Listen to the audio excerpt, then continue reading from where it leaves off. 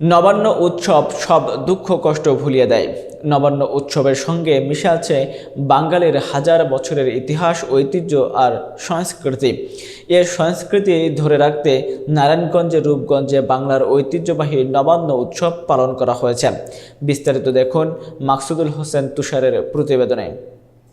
শুক্রবার বিকেলে বিজিএমইএর সম্মিলিত পরিষদের সভাপতি বীর মুক্তিযোদ্ধা কাজী মনিরুজ্জামান মনিরের পক্ষ থেকে আব্দুল মতিন ভূঁইয়ার আয়োজনে তারাব পৌরসভার যাত্রামুড়া এলাকায় এ উৎসব পালন করা হয়।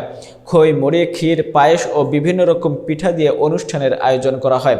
এ সময় আরও উপস্থিত ছিলেন নারায়ণগঞ্জ জেলা বিএনপির আহ্বায়ক আলহাসান নাসিরউদ্দিন, জেলা স্বেচ্ছাসেবক দলের আহ্বায়ক মাহবুবুর রহমান মাহবুব, তারাব পৌর বিএনপির সাবেক সহ সভাপতি আব্দুল মতিন ভূঁইয়া, পৌর বিএনপির নেতা জাকির হোসেন রিপন, কাজী মাসুম, যুবদল নেতা মামুন ভূঁইয়া, ওলামা দল নেতা মতিউর রহমান ভূঁইয়া, স্বেচ্ছাসেবক দলের নেতা রিয়াদ ভূঁইয়া সহ আরও অনেকে।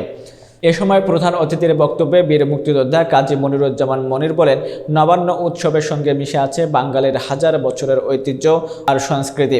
প্রাচীনকাল থেকেই ধর্ম বর্ণ নির্বিশেষে নবান্নকে কেন্দ্র করে বাঙালি জাতি উৎসবে মেতে ওঠে। তারই ধারাবাহিকতায় আমরা এ উৎসবের আয়োজন করি।